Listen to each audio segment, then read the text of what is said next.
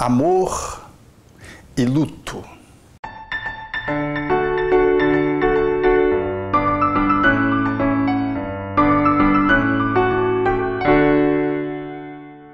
A vida, na sua movimentação grandiosa, traz experiências tão flutuantes, tão variadas. E dentre elas, uma que na maioria das vezes não é desejada por ninguém. Chama-se luto. Luto é essa experiência de sofrimento, de lamentação, de queixa, que o ser humano experimenta quando tem alguma perda significativa. Perda que pode ser, no seu sentido mais grandioso, emblemático e profundo, de um ser querido na sua convivência diária. Mas o luto, ainda de uma forma imperceptível, vai se estabelecendo na vida sem que saibamos de que nós estamos sendo preparados para experimentar esses momentos significativos. Ou seja, todas as vezes que perdemos algo, nós experimentamos um movimento de luto, de pequeno luto, de algo que nos desagrada, que lamentamos. Às vezes é a perda de um anel, às vezes é a perda de um carro, às vezes é a perda maior de um apartamento, de um terreno, às vezes é uma perda econômica grandiosa de um emprego, quando então sofremos grandemente em função do impacto que a ausência da nossa relação com aquilo ou com aquela circunstância nos possibilita. E ao sofrermos esse distanciamento, nós experimentamos dor. O luto envolve dor, que pode ser uma dor pequena ou maior, dependendo do significado que damos para as coisas ou para as circunstâncias. Há pessoas que perdem uma pulseira e sofrem menos. Há outras que são capazes de morrer pela pulseira no enfrentamento com a assaltante. Por quê? Não consegue admitir a hipótese de perder aquela pulseira que atribui um valor, por exemplo, estimativo. Mesmo sendo estimativo, é uma relação que nos implica em dor, em sofrimento, porque ninguém consegue assegurar de forma perene de que as coisas ou as circunstâncias vão se permanecer estáveis na relação conosco, ou seja, de que vamos ficar duradouramente mantendo status material, que vamos manter uma relação profissional definitiva. É impossível considerarmos que isso vai se dar sem tempo de término, até porque, por exemplo, quando chega a aposentadoria, experimenta-se um luto. Sair da atividade profissional é também uma experiência de dor para muitas pessoas, não só pela quebra econômica, mas pela interrupção de uma atividade contínua que às vezes estava dando um bom sentido para a vida do trabalhador. O luto, portanto, ele vai se instalando e vai nos preparando através dessas ocorrências menores, desde que somos crianças, quando perdemos animais, quando um brinquedo se quebra. São formas indiretas com que a criança vai se habilitando pelo sofrimento da perda, portanto, de um pequeno luto. Ela vai se preparando para a perda, por exemplo, de um avô, que é um sofrimento, às vezes, demasiado para um neto pequeno ou adolescente. De tal modo que nós desaguamos nas perdas, entre aspas, das pessoas, ou seja, perdemos a convivência com as pessoas. E essas aí, na maioria das vezes, se constituem os maiores desafios para serem superados. Perda de um pai, de uma mãe, de um filho, de um esposo, de uma esposa, de um avô, de um neto, são questões muito difíceis. De todos esses, nós vamos entender que, genericamente, a dor de um filho parece, estatisticamente, é a dor mais difícil de ser superada. Mas isso genericamente, porque depende muito a relação de dor que o luto vai nos convidar a ser feito, da forma como nós significamos a perda.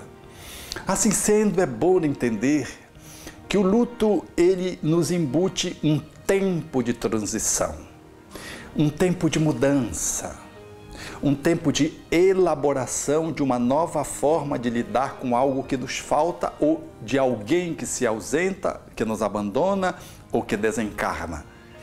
Esse movimento, portanto, ele nos implica numa relação que deve ser uma relação de profunda percepção, foco, para que ela possa efetivamente ser vencida. Por quê? Porque se eu assumo duas posturas que são absolutamente indesejáveis no luto, eu não consigo fazer o movimento de ultrapassagem da dor e experimento o sofrimento. As duas posturas são, primeiro, a negação da dor. Negar de que eu perdi, negar que alguém se foi, negar que eu estou para me aposentar, negar de que eu estou envelhecendo, negar uma desencarnação. Quando eu faço isso, fazendo de conta que não aconteceu, eu reprimo um sofrimento, uma dor, que vai mais tarde se converter em sofrimento maior. Eu guardo na gaveta, embaixo do tapete, mais tempo ou menos tempo, isso virá à tona porque está dentro de mim. E o outro extremo, que também é igualmente desejável, é se agarrar na dor, se fixar na dor e não sair dela. Como alguém que vai fazendo um trânsito pela neblina e, em função da neblina, para o automóvel e fica ali paralisado na sua caminhada.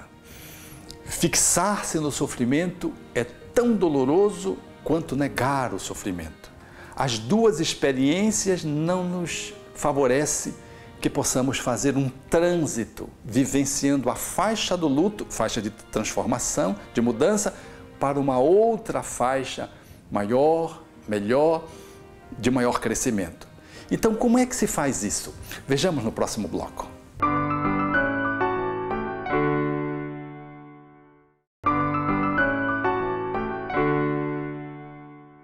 Assim sendo, como vimos, não é bom negar as perdas, as dores, as faltas, as ausências, as mortes, as desencarnações, e tampouco não é bom, em nome de um pretenso amor, nos agarrarmos nessa dor e nos fixarmos nela. Quando fazemos isso, a fixação, nós estamos apenas dando ensejo que a nossa vida fique numa rotatória paralisada. Uma mãe que não consegue superar a perda do filho porque cultua aquela perda de uma forma nociva, ela mergulha no luto, sai da tristeza, mergulha na depressão e às vezes, mesmo com apoio médico, ela alonga vários anos e às vezes uma vida inteira deixando de viver, esquecendo a vida, os outros filhos, para apenas ficar fixada numa dor que se transforma em sofrimento absolutamente indesejável e não necessário. Essa forma apegada de lidar com, em nome do amor, com algo que se foi ou com alguém que se foi, ela não é de modo algum aprazível, porque não nos permite sair para um processo de crescimento, ela nos congela.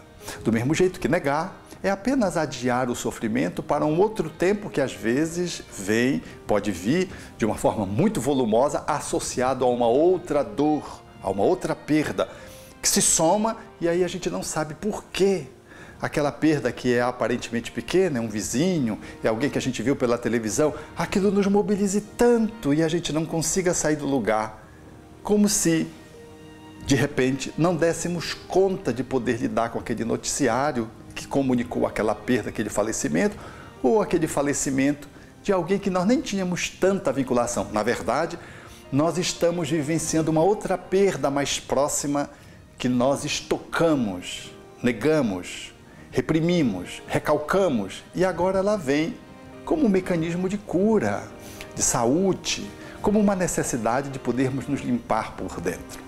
A proposta espiritista, que é uma doutrina centrada na visão da imortalidade da alma, da comunicabilidade dos espíritos e do renascimento e do progresso, nos convida a viver sem experimentar tanto apego. já que não ter apego nenhum é muito difícil, mas estar sempre treinando desprendimento, porque tudo na vida passa e a única coisa que permanece é o que carregamos dentro de nós mesmos. E aqueles que convivem conosco, nós temos que focar na relação de alma a alma, porque até a relação corpórea, ela será interrompida um dia, seja pelo envelhecimento, seja pelo acidente não previsto. É, portanto, necessário, na visão que os Espíritos nos trouxeram, de que possamos focar num amor que solta, num amor que se desprende, num amor que não agarra, numa relação, portanto, de amor que representa liberdade. Não é indiferença, não é a negação do sentimento, não é uma relação de alienação esquizoide, esquizofrênica, não. É uma relação de amor que embute apreciação, mas que traz dentro de si o desapego. É um grande desafio para todos nós. E vamos treinando já com as coisas. Vamos treinando com a idade, perder uma idade, ou perder a saúde, perder às vezes um sensório. Nós já estamos nos preparando para fazer o luto, fazendo pequenos lutos que a vida nos convida naturalmente, a fim de que possamos fazê-lo de uma forma plena quando o outro se for ou quando a gente se for, porque quando a gente se vai, também nós experimentamos um luto fora do corpo. Se não sabemos trabalhar, ficamos fixados na família, nos entes queridos, não conseguimos nos desprender. Ou se é o outro que vai e nós estamos apegados, nós evocamos o outro, chamamos o outro e acabamos por prender o outro na nosso circuito espiritual, doméstico, profissional, gerando processos que vulgarmente se chama de encosto. Assim sendo, a proposição espírita é libertadora. Cultivar o amor, sim. Cultivar as relações, sim. Apegar-se cada vez menos. Treinando com as coisas para que, em relação às pessoas, possamos ter maior desenvoltura quando formos chamados a fazer o grande teste da separação do até breve pela desencarnação. Porque morte das pessoas não existe, existe a morte do corpo, porque o espírito é eterno. Não foi sem razão que Jesus deixou uma sepultura vazia. É curioso isso, porque todos os grandes homens da humanidade, sejam aqueles que pontificaram no bem ou que foram no mal pela beligerância, eles guardam sepulturas que são visitadas, os grandes guerreiros, os grandes estadistas, e ali faz-se um circuito de culto. Em Jesus, ele não deixou nada para que ninguém se apegasse, mas surgiu a tal ponto, demonstrando que a morte não existe, para aliviar o luto das pessoas, ao encontro delas indo e deixando-se até tocar nas feridas, para que cada um do seu jeito pudesse minimizar o seu sofrimento, a sua dor, e pudesse concretizar o luto, assinalando de que a vida depois da morte surge mais reverdecente, de que depois de uma perda pode surgir um grande ganho, de que depois de uma desencarnação a borboleta voa para além da crisálida, bem alto, de que, portanto, nós estamos de passagem e de que, se nos apegamos, vamos experimentar aquilo que Jesus, porque a traça consome, a ferrugem dá, os ladrões roubam, são as coisas materiais. Mas a alma perene é também, como dizia Jesus, vim para que tenhas vida e vida em abundância.